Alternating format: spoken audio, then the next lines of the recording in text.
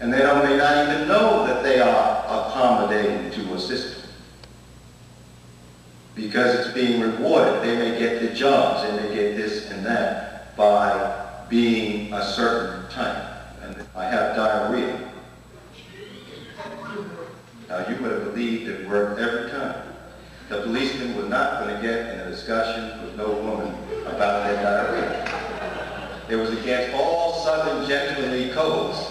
And they would get embarrassed and say, okay, get up, get up, get up. And they would leave those women alone. And they did that to the policemen. Now, because they knew it would work, and they knew part of the Southern style to get away from it. The black males would do other things, kind of collectively known as Tom, and they would explain, and they would have in stitches how they got away from some of these policemen. Who stopped them. The policemen would stop them, and if they knew how to play the game, the policeman would stop them and say, you were speeding, and you went through that stop sign. They would say things that we would think were ridiculous that would work. They would say things like, well, officer, yes, you're right. My mama told me never lie to a white man.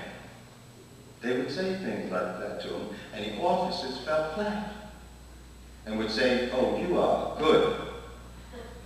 Negro, whatever it was. And you have been raised, that's how crazy it was. And they would let the guys go because they had caught this kind of crazy situation of the racial etiquette. The shuffling in the washroom, yes, it is. And the policeman would feel gratified by that and let these guys go as being good people and being properly socialized and acculturated in their society. And that's the way they dished out all kinds of rewards in the South. See, one of the things that makes us the way we are too is that there's a reward system set up. So if you want a lot of people to shuffle, you reward the people who shuffle. Right? And then you produce more people like that. And then they just begin to see it as natural behavior. They begin to see it as a way of getting ahead. And they may not even know that they are accommodating to a system. Because it's being rewarded. They may get the jobs, they may get this and that by being a certain type. And this is still true to different degrees in the society about who's rewarded. You know that Reagan only going to pick certain kinds of black people for those jobs. He's been totally consistent. The kind that ain't going to go out and do nothing serious for you, and they're going to accommodate. You don't even remember who he appoints to his cabinet. He didn't remember Samuel Pitts. Then he had picked something that was so bad and so conservative and Tommy that even his white conservative friends didn't want him to appoint him.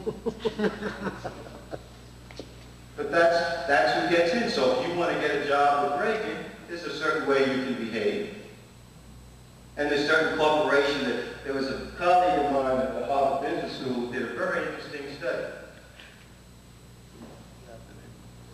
He was looking at the criteria for promoting junior executives up the ladder. And what he did was he wanted to examine the criteria for promoting white men versus black men.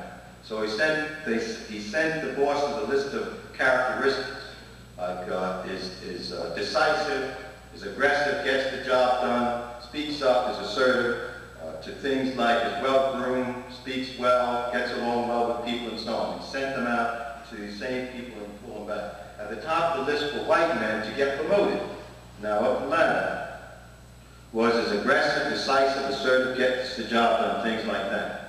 When the questionnaires came back for what criteria they used to promote the black men, at the top of the list were things like is well-spoken, is well-groomed, gets along well with people, and way down on the list was aggressive and decisive and all that business. Now that's very important information. You know why it's very important? Because if you was just a naive black person who knew nothing about the nature of race relationships, the psychology of race relationships in society, and you went into that corporation and you said, I want to be promoted, and you start imitating the white guys who were getting promoted, you would be doing exactly the wrong thing to get yourself promoted. Because at that stage, say in the corporation where they are now, they're more interested and feel more comfortable in a black being presentable. I mean, at this stage, they just don't want you wearing any yellow suits to work. You understand what I mean? They want you to be presentable. And that becomes, oh, what kind of impression are you going to make?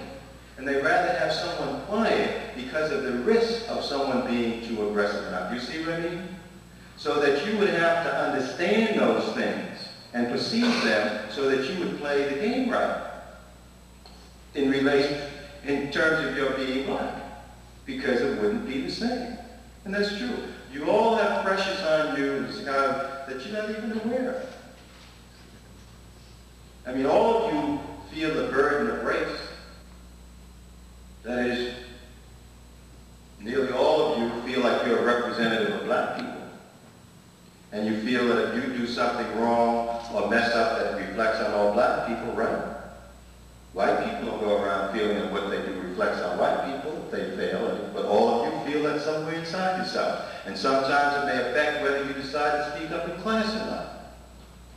That you're afraid to raise your hand because you think you might say something stupid. And if you say something stupid, all the other black students are going to be mad at you too. Right? White students don't have to feel that. They're not representing the white race. We're always representing the white race. Remember, to those of you old enough, remember when Joe Louis used to win his championships all the time. You know, he was the biggest thing we had going, you know, because he was, you know, the heavyweight championship. I mean, we had to be top in terms of brawn because we weren't supposed to have no brains. But every time Joe Louis would win, usually the announcer would end the after-fight show by saying, "Joe Louis, you are a real credit to your race." You're a credit to your race. You have never heard that expression in relationship to white people, a credit to your race. It's black people, because they expect you to be a credit to your race, because it implies that most black folks ain't a credit to their race. Otherwise, it won't be a credit, right? There wouldn't be any such thing. And that sometimes when people, all those little things that happen to you that are subtle, are precious, that you may even feel a compliment.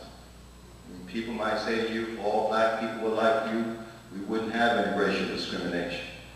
Well, what do they mean? Come on. What are they saying? That's right. And then you're confused because they're giving you a compliment or something. So you don't know how to deal with that, but you hear some other thing coming through.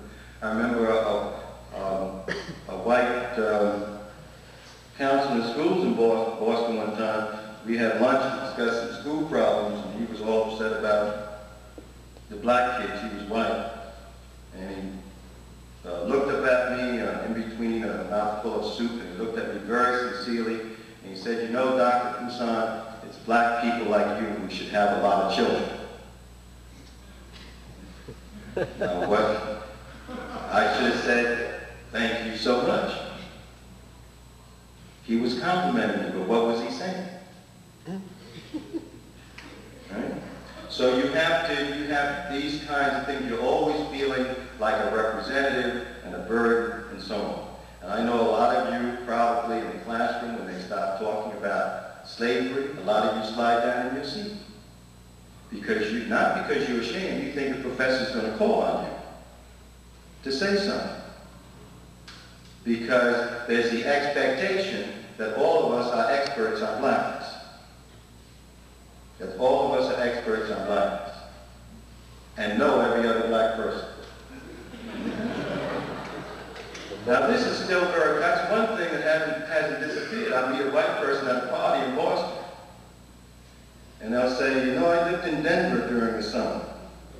And I met this guy at a social function. His name's Jim Jones. I think he's a social worker or something. Do you know him?"